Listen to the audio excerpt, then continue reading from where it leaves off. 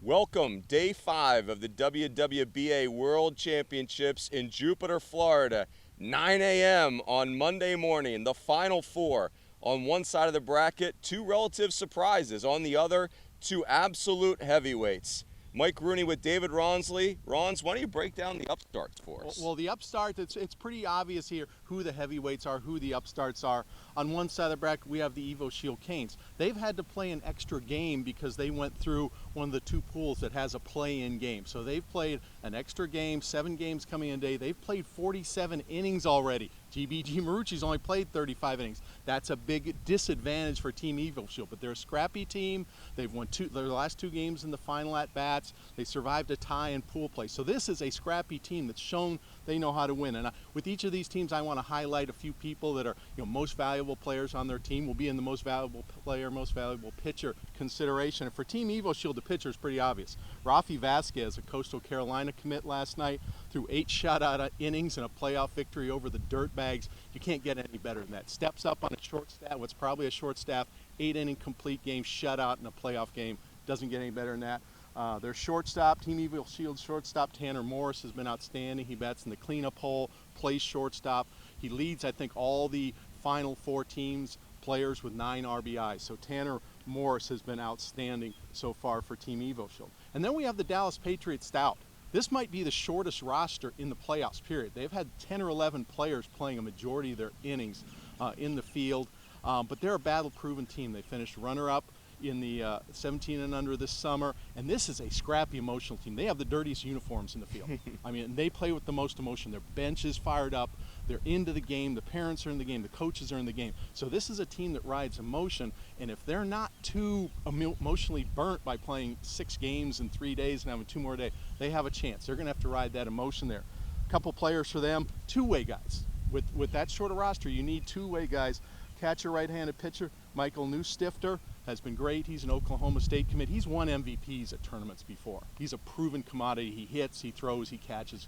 Great all-around player. And Cody Sturgeon, an Arizona State commit. You'd appreciate that. He's a first baseman, a right-handed pitcher. Both them threw 5 innings earlier and are among their leading hitters. So Newstetter and Sturgeon, they're two-way guys. Absolutely. Now, on the other side of the bracket, we mentioned 2 heavyweights. The Evo Shield Canes, 2-time defending champs, going for that unprecedented three-peat versus GBG Marucci with a lot of West Coast flavor. DR, let's break those guys down. Okay, first GBG Marucci. What they've done in the playoffs is special. They've won their 2 games 22-0 in the playoffs. And, if you were here last night, there aren't many routes in the playoffs. There's every game going down the last at-bat. Their games have been over before 7 innings. So they've been rested. I mentioned they've only played 35 innings so far. They are a rested team. Their pitching staff is probably all lined up. Their hitters are hot. And so this is a team that's primed. I think they've only allowed 2 runs the whole event. So they're primed to go. And, when you have that kind of streak, everybody's playing well. But Daniel Cabrera, junior from Louisiana, has probably been their best guy. He's batting leadoff. He's 7 for 17. He's driven in 7 runs from the leadoff spot. He's also a very talented left-handed pitcher who hasn't thrown yet. So if Daniel Cabrera gets on the mound today, that will be no surprise. Amongst the pitchers so far, Andres Alvarez. We talked earlier about Rafi Vasquez throwing a shutout. Andres Alvarez goes up against the Texas Scout Team Yankees, who've scored, I think, 41 runs their last 4 games. Shutout, 14 strikeouts. He took the hottest team in the field, shut them out, and struck out 14 hitters. And that's, to me, the best pitching performance of the event so far, and it came in a playoff game. So he's a front runner right now for most valuable pitcher honors. We'll see what happens today. And, of course, what do you say more about the Evo Shield Canes?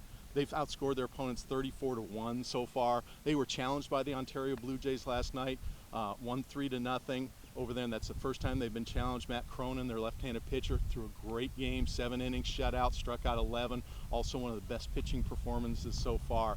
But they're all lined up. They're ready to go today. They'll know who their pitchers are. The hitters are hot. Seth Beer is 7 for 13 with 8 runs scored in the middle of the lineup. Nicholas Quintana and Joe Rizzo, 2 All-Americans, are really hot. They're hitting over 400. So this is a team that's primed to win. It's going to take a big game either from GBG Marucci or whoever comes from the upstart side to beat them today. So there you have it. The table is set. It's time to crown a champion in Jupiter. For David Rawnsley, I'm Mike Rooney.